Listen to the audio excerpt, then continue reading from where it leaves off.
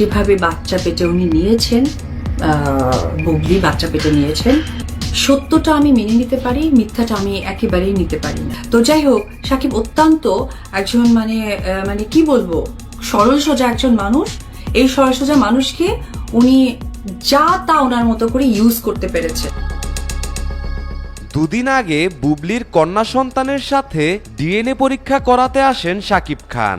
সেখানে নিজের ডিএনএ জমা দিয়ে শাকিব বলেন, বুবলি সত্যিটা প্রমাণ করতে চাইলে মেয়েটাকে নিয়ে যেন এখানে আসে এবং ডিএনএ টেস্ট করায়। কিন্তু বুবলি তো ডিএনএ টেস্ট করাতে আসেনি, বরং বলে দিয়েছেন বাচ্চার দায়িত্ব নেওয়া লাগবে বলে শাকিব এরকম নোংরা নাটক সাজাচ্ছে। এখানে আমার সন্তানের অধিকারেরও ব্যাপার আছে, কারণ একটা সন্তানের কিন্তু শুধু টাকা পয়সাই সবকিছু না। যখন আমাকে দায়িত্বের জায়গাটা দেখতে হয়, সিজনাল বাবা ছড়ে একটু সময়ের জন্য একটু খেললাম, একটু টাইম স্পেন্ড করলাম, এখানে আমার সন্তানের অধিকারেরও ব্যাপার আছে।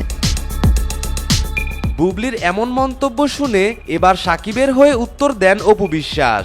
তিনি বলেন, কান্নাকার বাচ্চা গর্ভে নিয়েছে, এখন জন্মের পর বলছে এটা শাকিব খানের। আর সত্যিই যদি শাকিবের হয়ে থাকে তাহলে ডিএনএ টেস্ট করাতে সমস্যা কোথায়? উনি এইসব আর নতুন কি, উনি এইসবে অভ্যস্ত।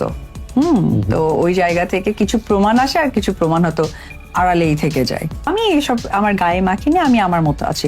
কারণ আমার তো ওনাকে না কথা বললে আমারই প্রবলেম, মানুষ মনে করে, ভাবে যে অপুই সব বলে। আর মানে উনি একেবারে ধোয়া তুলসীর পাতা।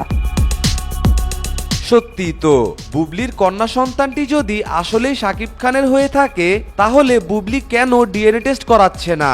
তাহলে বুবলি কেন ডিএনএ টেস্ট করাতে ভয় পাচ্ছে? জানি না নায়িকা বুবলির মনে কি চলছে।